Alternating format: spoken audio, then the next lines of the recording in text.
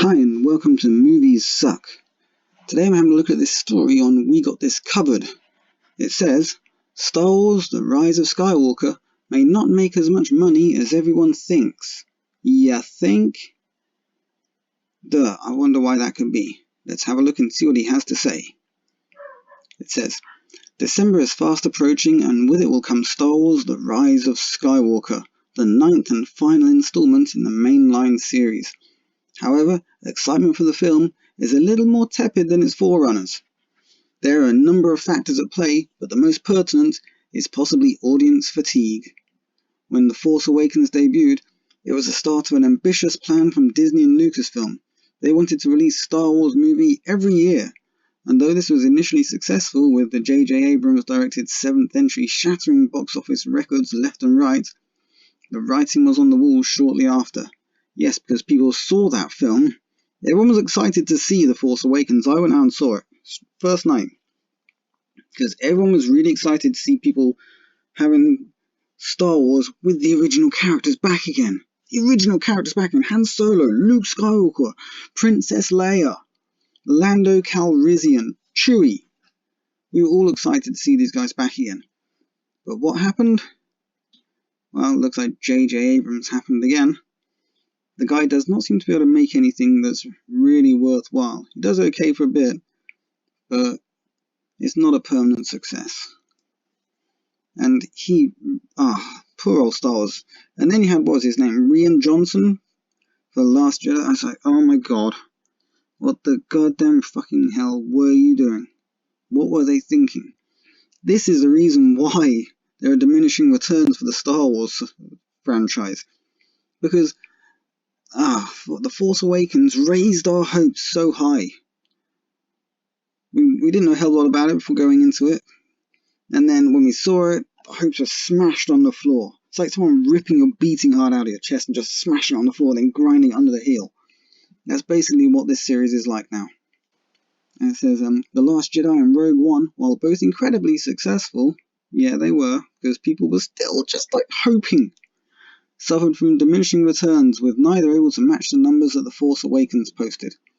What's more, the former quickly became the most divisive entry in the Star Wars canon. This kind of contentious narrative has now left many fans wary of future entries. Extremely wary, and basically thinking to themselves, why bother, really? The only people excited about the new Star Wars films are the people that are too young to have grown up with the good Star Wars films, or the ones that actually brought the franchise to life. Maybe if these were the only Star Wars films that have ever been made and people weren't used to them actually being good, people would still love these things and we'd be really excited about the next ones. But unfortunately for them, we've had good Star Wars. And now we're left with bad Star Wars, sad Star Wars, Star Wars that's been emasculated, stripped of everything that made it worthwhile, had the original characters treated like shit, and no one giving a damn about their legacy. Basically just destroying the legacy of Star Wars. That's what they wanted to do. It's what they have done. It's really sad stuff. Anyway, of course this led to the unmitigated flop that was Solo, a Star Wars story. That movie was a letdown in nearly every category, from the box office to the perfunctory nature of the overall story. It was shit. And ruined the Han Solo mythos. Just read the Han Solo books, you're much better off with that. You got the Han Solo trilogy, and what was the other one? The Corellian trilogy. Read these books, they're good stuff. I love the expanded universe, you probably already know that. Everyone knows that because I go on about it enough every time I look at these Star Wars stories. Okay, it says, it also solidified the fact that audiences were getting tired of travelling to that galaxy far, far away. Audiences are not tired of the galaxy far, far away. The writers and directors at Disney just don't give a shit about it. Which unfortunately bleeds into everyone else. And we all realise, wow, they really don't care about this, do they? They just want to make some money. They don't want to tell a good story. They don't want to look after the characters and keep the Star Wars legacy going. They don't care. Moreover, Rise of Skywalker has some serious competition in the form of Jumanji, the next level.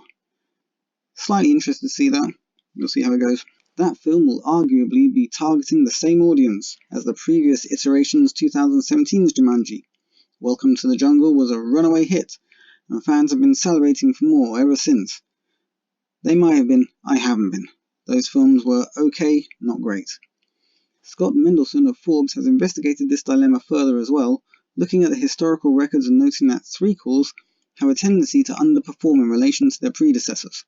The Star Wars conundrum is a little more unique than your average threequel though, as Mendelson notes.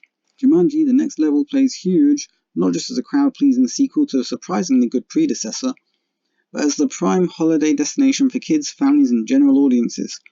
Ditto Universal's Cats, Blue Sky Spies in Disguise, and Sony's Little Women. They're making Little Women again? Why bother? It's not that The Rise of Skywalker isn't a big movie, and it remains the biggest movie of the season, or give or take Jumanji 3, but like the last Hobbit sequel, which for the record earned $950 million worldwide, is merely the biggest of several big and family-friendly holiday flicks in a crowded season. That's especially true overseas, where Star Wars mania isn't as big. Nonetheless, with all audiences fully aware that this is the final chapter of the Skywalker saga before Disney tries doing Star Wars without the core characters and core Rebels vs. Empire narrative, will it be treated like Avengers Endgame or Dark Phoenix? Well, I'm expecting Dark Phoenix here, because Avengers Endgame wasn't great, but certainly a lot better than Dark Phoenix. This is a worthwhile question to ponder, though even Mendelson states that it's a little extreme. Even so, fans and critics alike are holding their breath and wondering whether the hype will once again prove to be worth the wait.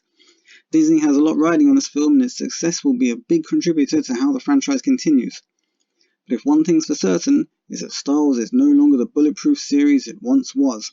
No, it's not. The Last Jedi has almost everything to say about that. Disney is not a good home for Star Wars, because Disney doesn't care about Star Wars. I mean, a lot of people say the prequels were crap as well, and they were, but this is another level. Anyway, leave a like, subscribe, and comment. This is Movie Suck, signing out.